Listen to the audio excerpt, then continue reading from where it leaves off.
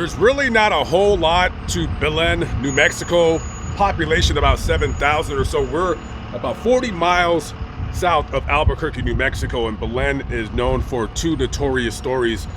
One, this is the birthplace of David Parker Ray, the toy box killer. And this city is also the birthplace of one Tara Calico. She is a teen that's been missing for well over 35 years. And also she is believed to be the girl in this picture. This picture has been all over the internet pretty much since its inception. I first seen this story on Unsolved Mysteries. I would be very surprised if you follow a lot of true crime channels or things of that nature if you've never seen that photo ever in your life. It's a very disturbing photo. So today I'm going to take you to the location where Tara Calico was last seen. I'll try to get as close to the location as possible. Without further ado, let's get rocking and rolling. At the time of her disappearance, Tara was a sophomore at the University of New Mexico, and she was described by her family as a very outgoing, loved outdoor activities. She loved keeping in shape.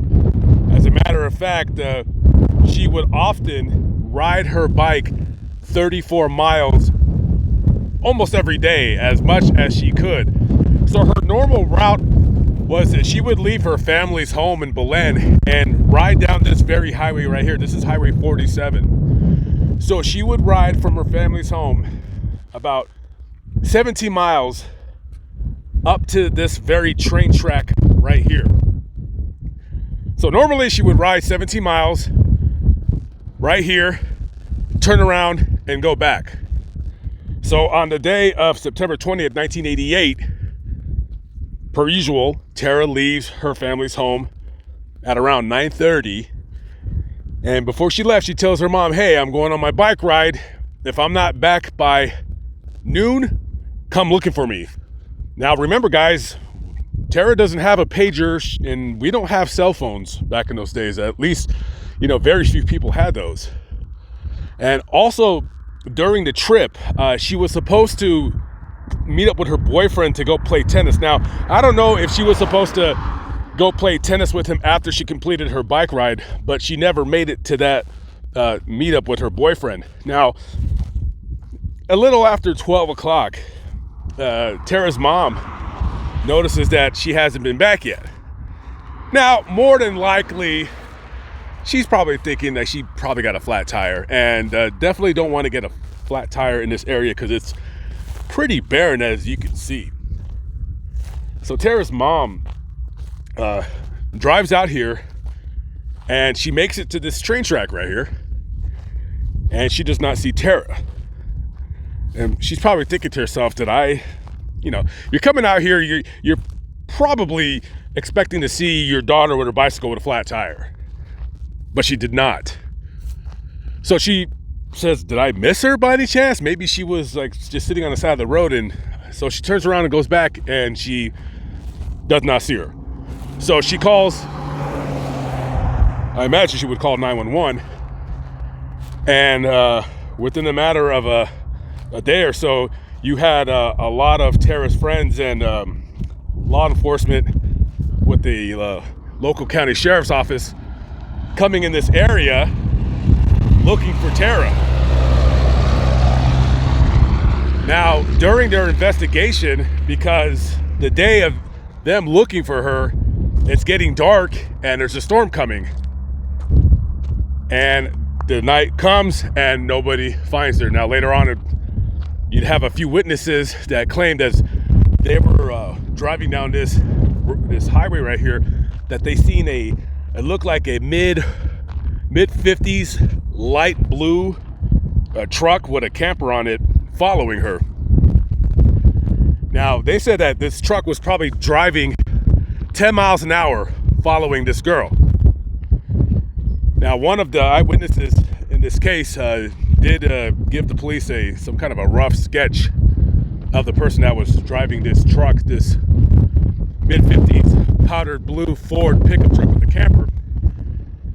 And somewhere along this road right here, investigators found somebody found, I don't know if it was investigators, but somebody found what looked like to be Tara's Walkman. She had one of those, I don't know if you guys remember those yellow sports Sony Walkmans.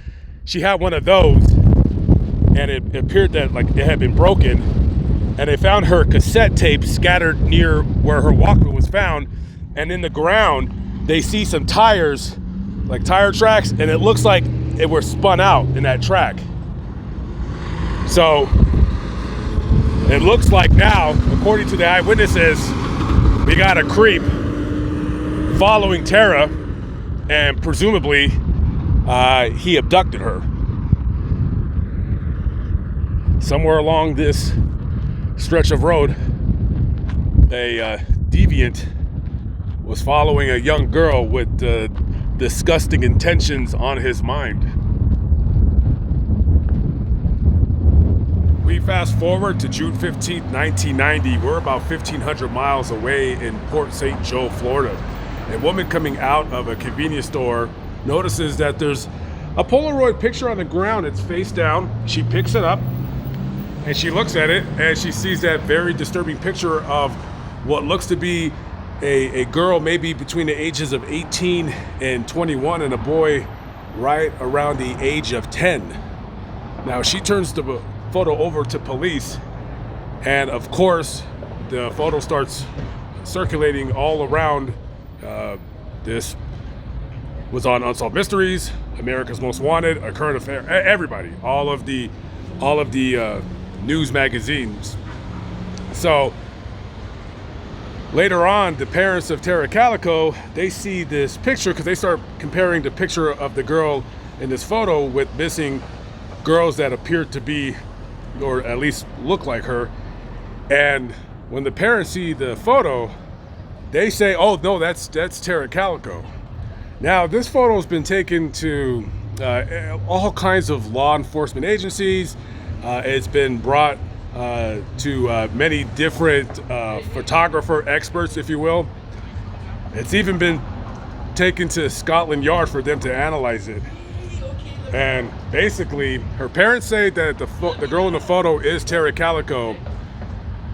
Scotland Yard says it's Tara Calico. The FBI is inconclusive. They're not really sure if that's her or not.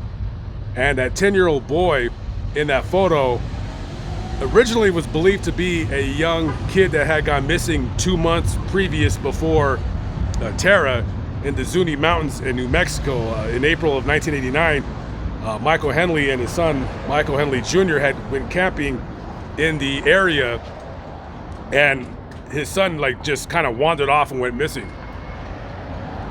Now, the father, he went on TV saying, oh, I think that's my son.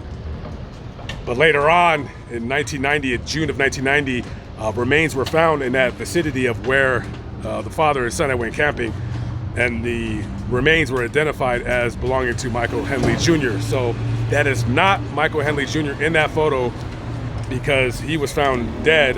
Remains were found anyways, and they believe that the cause of death was exposure. They believe he just kind of wandered off and got lost. And what you ended up with, or what we're ended up with, is basically one of the strangest photos on the internet. Who is the girl in that photo? Who is the boy in that photo? People believe it's Tara Calico, but I mean, at the end of the day, who really knows whether it's truly her or not?